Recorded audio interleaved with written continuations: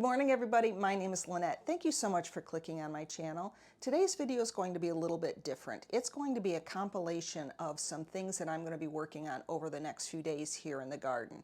It's about 8:30 in the morning and it's a little too chilly to be out right now. Normally I can't get out till about 10 when it warms up enough, but it is a perfect opportunity to go out there and do a little videoing on the fall color here in New York State. So let's start with a little bit of leaf peeping, and then we'll go over some things that I plan on doing to get ready for winter. We're going to start right out here on the back porch. I'm hoping these colors are showing up nicely in the video.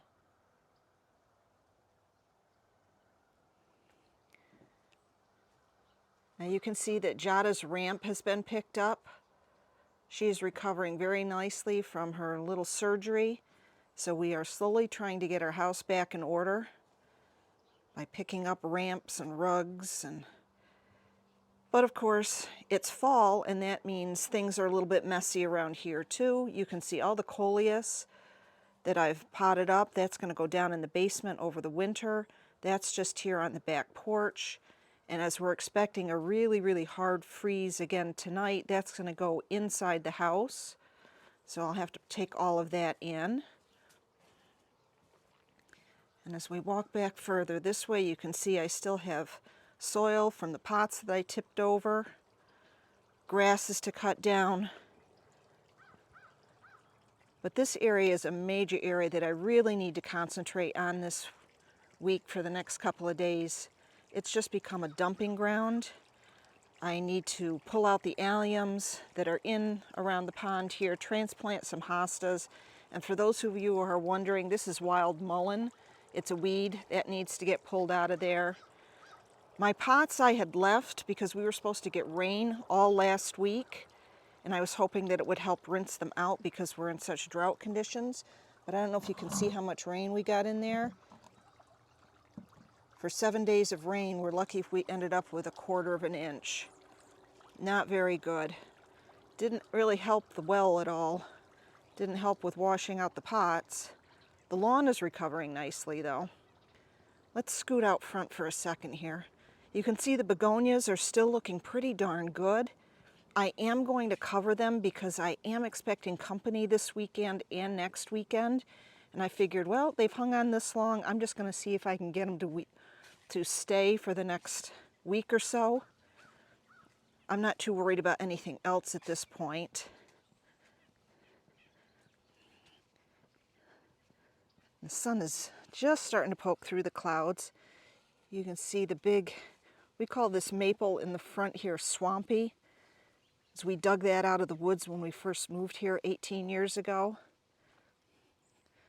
The river birch are turning this beautiful yellow color. All the leaves are starting to come down. Now we are expecting some winds today, but I do want to get out and tackle some of the leaves. Basically, I just blow them into the garden and they act as a natural mulch to help control the weeds. This is a wild beech tree that we pulled out of the forest, and this will keep its leaves all season or all winter long. They're going to turn brown, but they will stay on the tree until the new growth pushes it off next spring. Well, let's head back this way.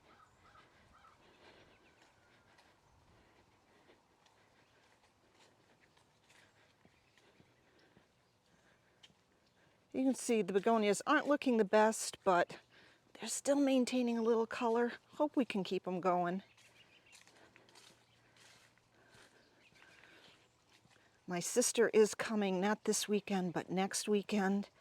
And she's going to be taking some plants back with her, thank goodness, because I don't know what I'm going to do with all of them.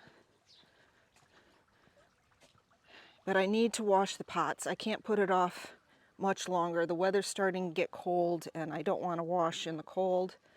You can see I did start cutting down some miscanthus grass. That's what these big tufts are. That the miscanthus we planted in front of the propane tank to hide it throughout the season.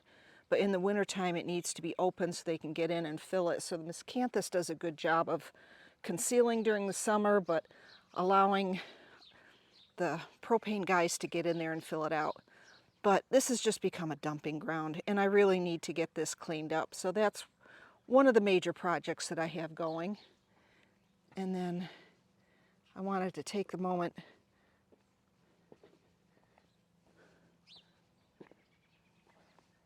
to show you this tree. I wish the sun would come back out just a little bit so you could see it better. But the colors are just fantastic.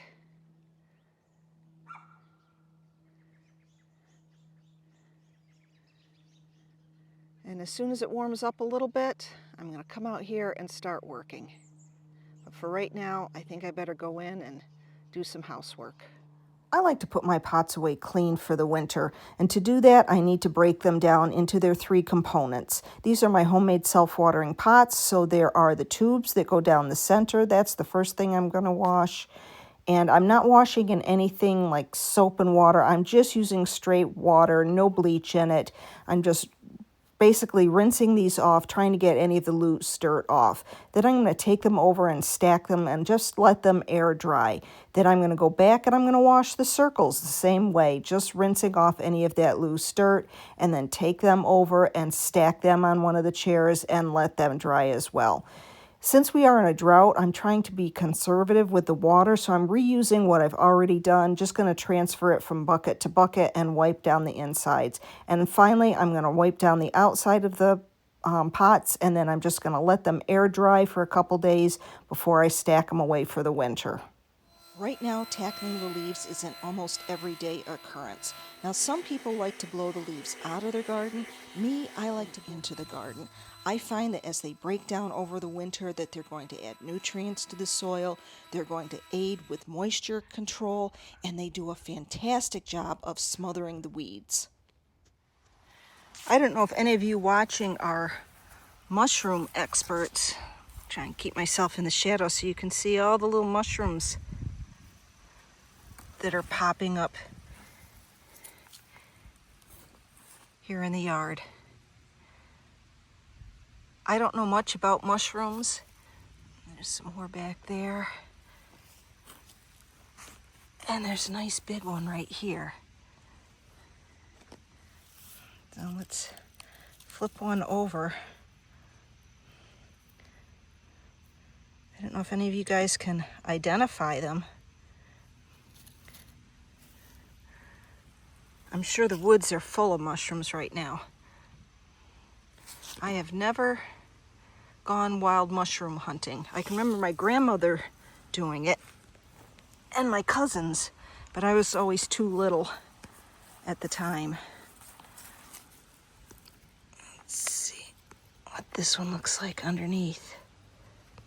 I don't know if the gills give you guys any ideas on what type of mushroom it is.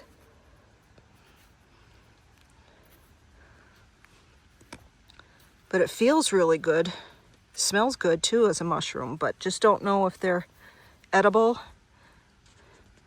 or if best left alone.